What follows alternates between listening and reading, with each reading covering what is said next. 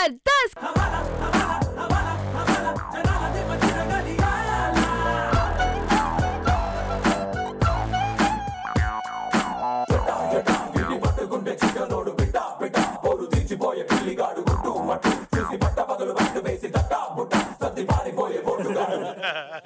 ఏంటిది doctor ఇతనేనా? yes ఇతనే doctor అని తెలిసండి ఇంకో పేరంటూ ఉండాలి కదా. ఇతనే పేరు ఇతనేనా? yes ఇంతకీ మీ అమ్మ పేరు? మా అమ్మ.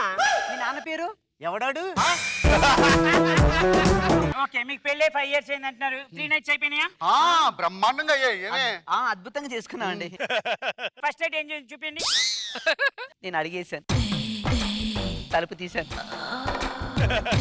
మెల్లగా పక్కకు వచ్చాను, మా ఆయన దగ్గరకు వచ్చి సిగ్గుపడ్డాను. ఆ రోజు ఏం చేశానో తెలుసా? ఇలా నడుంగిల్లా చీపోండి.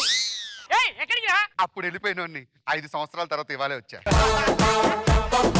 ఈ రోజుల్లో ఎంతో మంది భార్యలు భర్తలని నానా టార్చర్ పెడుతున్నారు అనమాట. అటువంటి భర్తలు పాపం నోరెత్తలేరు, చెయ్యెత్తలేరు, కాలెత్తలేరు, అసలు ఏమీ ఎత్తలేరు. అటువంటి భర్తల కోసమే వెలిసింది husbands care centre.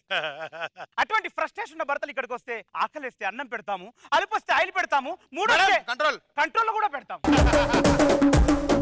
Dhanraj welcome.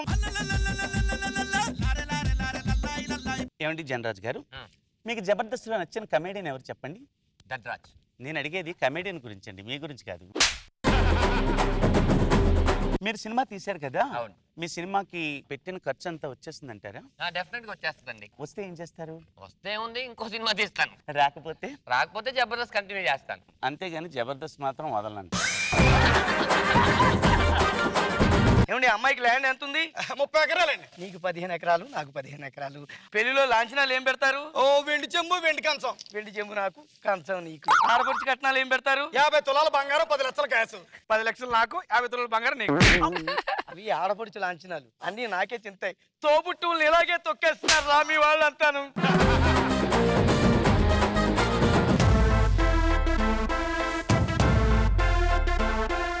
Lakshmi, Dhanalakshmi. What is this man and doing? ఇప్పుడు చెప్పు.